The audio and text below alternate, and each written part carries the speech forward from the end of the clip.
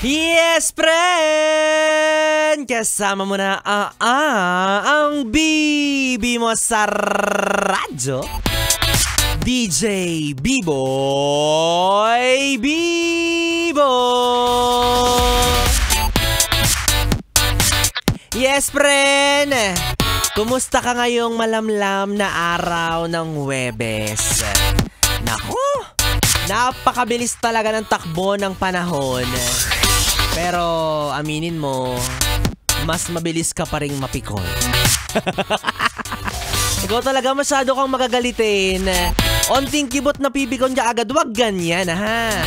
Nakaka-wrinkles yan. Tandaan mo, hindi ka mayaman. Wala kang pampabotox. Bahala ka sa buhay mo. O diba? Kaya naman hi hello sa mga yes friend natin.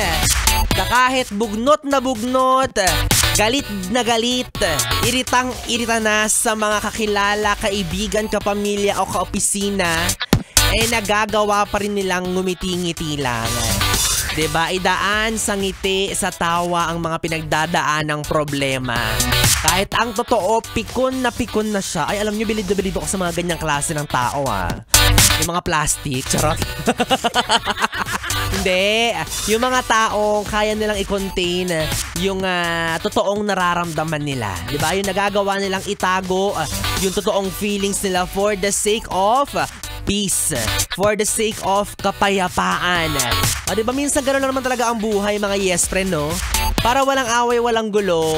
Minsan kapag yung nararamdaman mong inis o gigil sa ibang tao, tapos feeling mo naman hindi siya ganun kalalim, hindi siya ganun ka makabuluhan, hindi siya ganun ka worth it na ipaglaban, o hayaan mo na, palipasin mo na lang yan.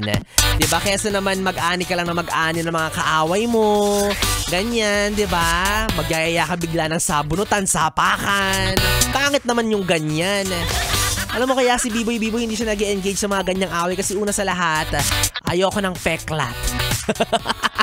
Pero ikaw, kung sanay na yung pagmumukha mo sa mga rambulan, bugbugan, diba? Yung mukha mo umani na rin ng maraming abs, maraming muscles, batak na para sa mga ganyang klase ng laban ng buhay.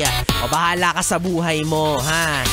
Pero ang akin lang, syempre gaya nga na sinasabi ng mga Miss Universe, world peace. Charot.